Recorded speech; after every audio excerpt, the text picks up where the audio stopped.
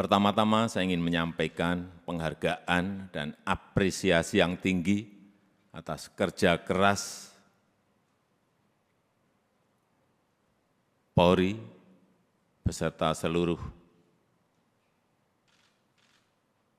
jajaran TNI, jajaran pemerintah, dan seluruh komponen masyarakat dalam menangani COVID. Itu dilihat masyarakat, dan itu juga saya lihat dan saya rasakan. Kerja keras itu. Dan hasilnya juga sangat signifikan. Sampai hari ini, yang mendorong paling kuat memang adalah dari Polri, telah 440 juta dosis vaksin yang telah disuntikkan kepada masyarakat. Dan hasilnya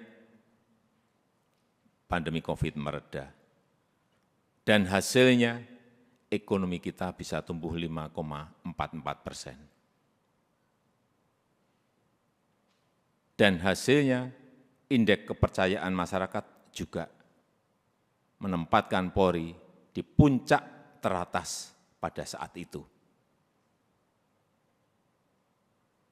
Tetapi begitu ada peristiwa FS,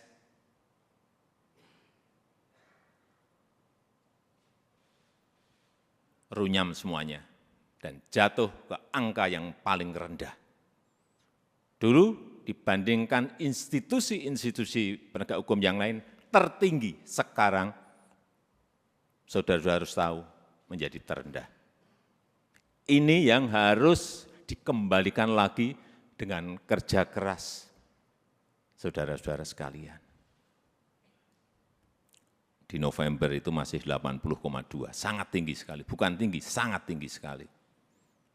Sekarang kemarin Agustus berada di 54, jatuh, drop sangat rendah sekali.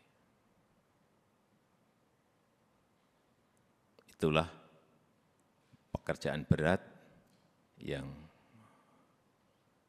saudara-saudara harus kerjakan untuk mengembalikan kepercayaan masyarakat kepada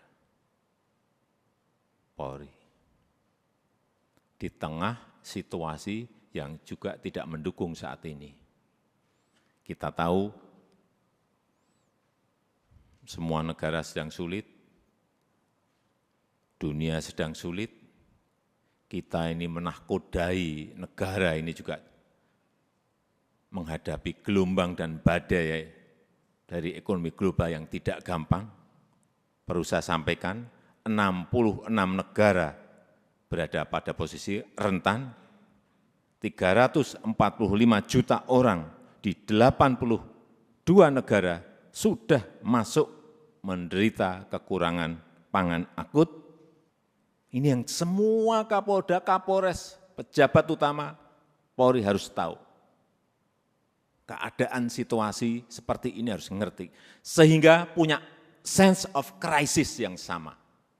Hati-hati dengan ini. Hati-hati. Oleh sebab itu saya ingatkan masalah gaya hidup. Lifestyle.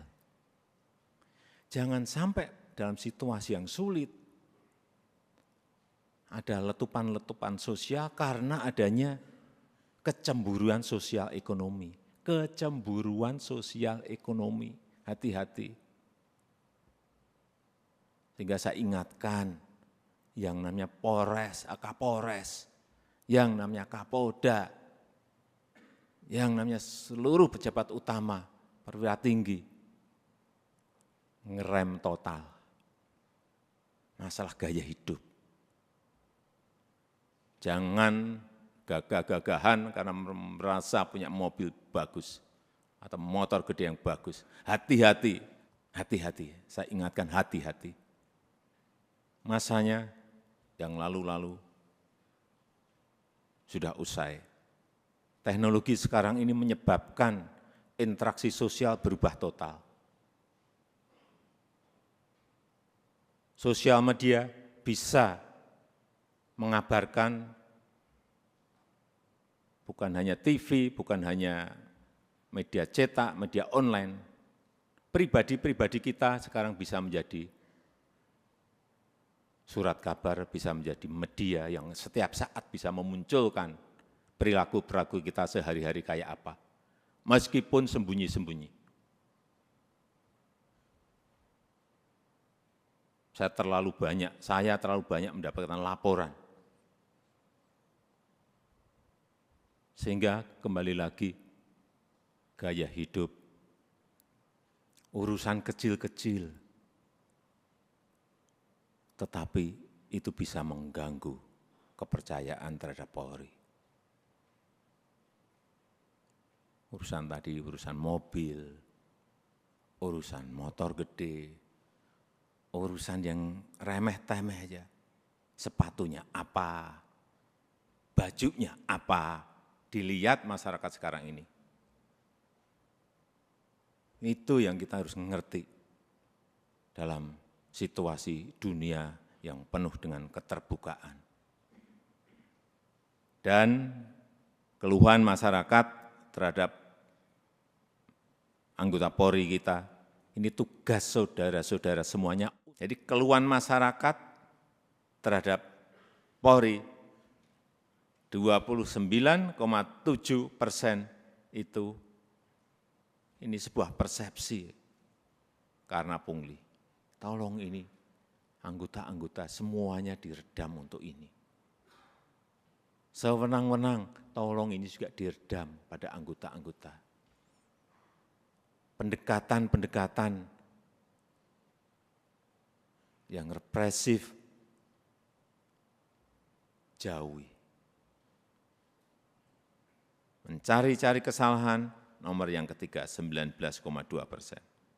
Dan yang keempat, hidup mewah yang tadi sudah saya sampaikan.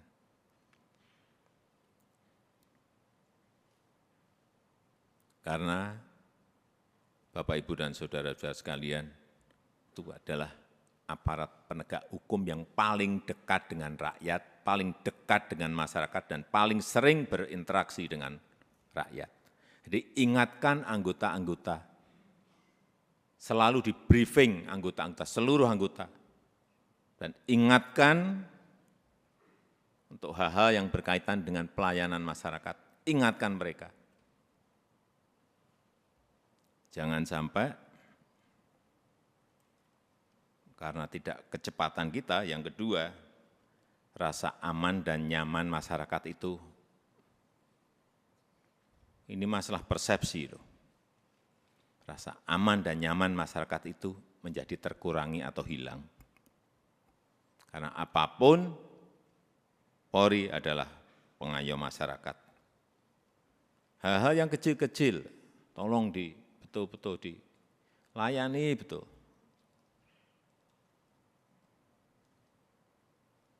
Masyarakat kehilangan sesuatu, harus direspon cepat.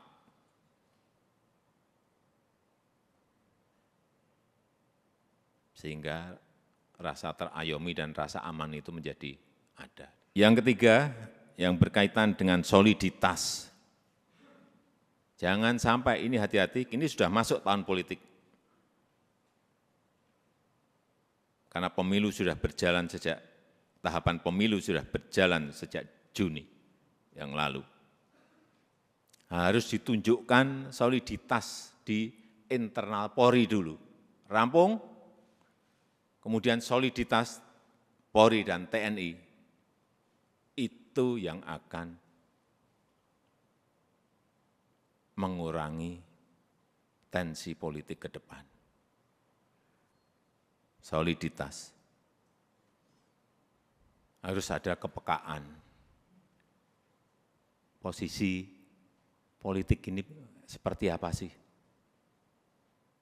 Karena saudara-saudara adalah pimpinan-pimpinan tertinggi di wilayah masing-masing.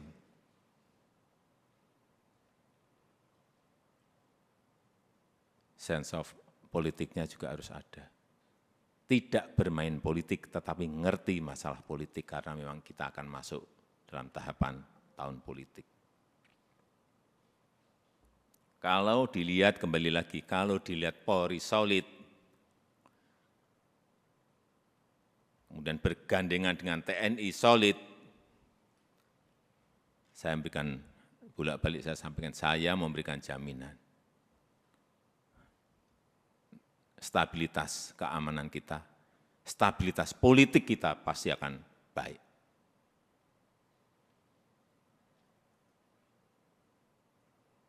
Enggak ada yang berani coba-coba. Kalau coba-coba ya tegas saja. Yang keempat, yang berkaitan dengan kesamaan visi. Saya kira yang berkaitan dengan kebijakan organisasi, jangan terkesan kita itu gamang. Sebagai pemimpin-pemimpin di wilayah, baik itu di provinsi, kabupaten, dan kota, jangan gamang, apalagi cari selamat. Yakin sesuai dengan prosedur, yakin sesuai dengan SOP, yakin sesuai dengan undang-undang, lakukan.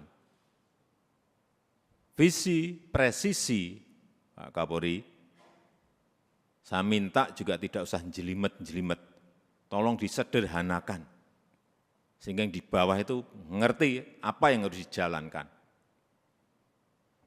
Apa sih kalau disederhanakan? Ya tadi yang Kapolri sampaikan tadi, Polri sebagai pelindung, Polri sebagai pengayom, dan Polri sebagai pelayan masyarakat. Intinya akan ke sana. Presisinya itu apa? Jelasin sekali lagi, secara sederhana dan jelas. Sehingga gampang ditangkap visi itu. Yang kelima, yang berkaitan dengan penegakan hukum. Jangan sampai pemerintah dianggap lemah. Jangan sampai juga Polri dianggap lemah.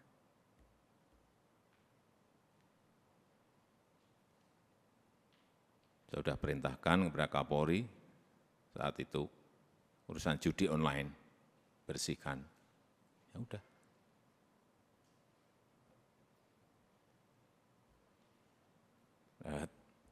Saya enggak usah bicara banyak. Saudara tahu semuanya, perintah ini tahu. Dan penegakan hukum untuk yang berkaitan dengan narkoba. Ini yang akan nanti bisa mengangkat kembali kepercayaan masyarakat terhadap Polri. Dan kalau ada sebuah peristiwa, itu segera dirancang komunikasinya yang baik. Komunikasi publik itu penting banget. Jangan terlambat, jangan lamban. Sehingga yang muncul nanti kalau lambat, yang muncul isu-isu yang lain. Sekarang ini sekali lagi era sosial media, hitungannya detik, hitungannya menit. Sudah bukan hari lagi. Begitu ada sebuah peristiwa kecil, dan saudara-saudara menganggap ini kecil, sehingga tidak ditangani, dikomunikasikan dengan baik, dengan kecepatan, membesar menjadi sulit untuk kemudian diselesaikan lagi. Ini tidak berada pada posisi yang normal. Dunia sekarang ini.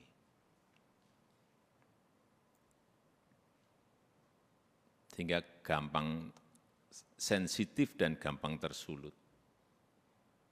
Untuk menumbuhkan optimisme harus menciptakan hal-hal yang baik, dikontra dengan itu, dikontra dengan prestasi-prestasi, dikontra dengan komunikasi yang baik.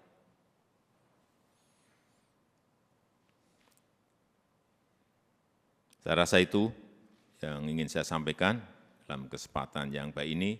Sekali lagi, saya sangat menghargai kerja keras saudara-saudara sekalian dalam penanganan COVID yang lalu, dan kita harapkan dengan kekompakan, dengan kesolidan di Polri, di internal Polri, kemudian bergandengan dengan TNI, saya percaya apa yang tadi saya sampaikan bisa kita lakukan dengan baik. Saya tutup pertemuan pada sore hari ini.